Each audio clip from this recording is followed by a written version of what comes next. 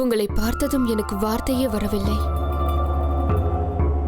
உங்களை கண்ணாடியில் பார்த்து பேசுவது என் மனதிற்கு சமாதானமாகவே இல்லை.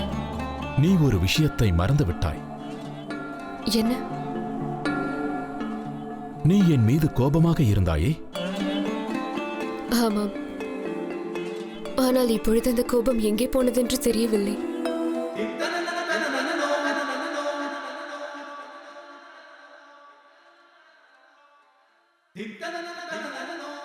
மகள்சா, நீ மிகவும் அழகாக இருக்கின்றாய்.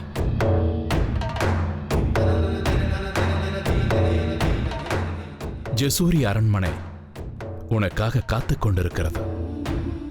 சரிதான். கல்யாணம் புரிய வேண்டும் என்பதை பற்றி மறந்துவிட்டீர்கள். சிரிக்காதீர்கள். திருமணத்திற்கான ஏற்பாடுகளை நீங்கள் ஆரம்பிக்கவில்லை. என் திருமணத்தை பற்றி நான் பல கனவுகள் கண்டிருக்கிறேன். திருமணம் நடக்கும், அதுவும் முடிவு செய்த அதே நாளில். சரியானால் எங்கே? உனக்கு அது தெரிய வரும். அப்படி என்றால் இன்னும் ஏதோ நடக்க இருக்கிறது.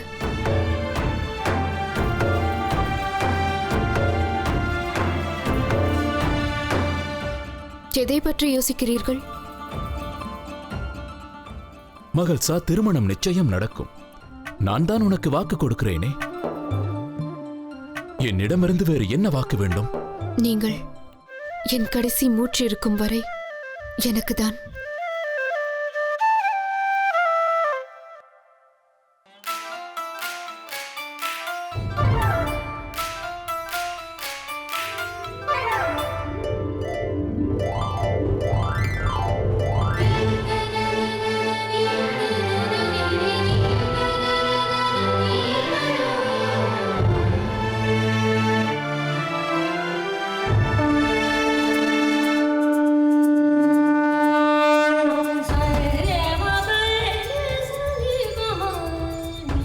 இந்த பூமியில் நமது திருமணத்திற்கு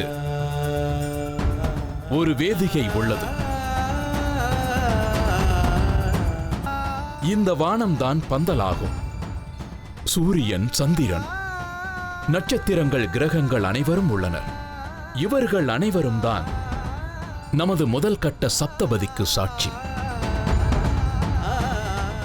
இந்த வாழ்க்கையில் மட்டுமல்ல, முடிவே இல்லாதவரை நீ என் மனைவியாக இருப்பாய் என்று சத்தியம் செய்கிறேன். உன்னை விட யாரும் சிவனை இந்த அளவிற்கு நேசிக்க முடியாது.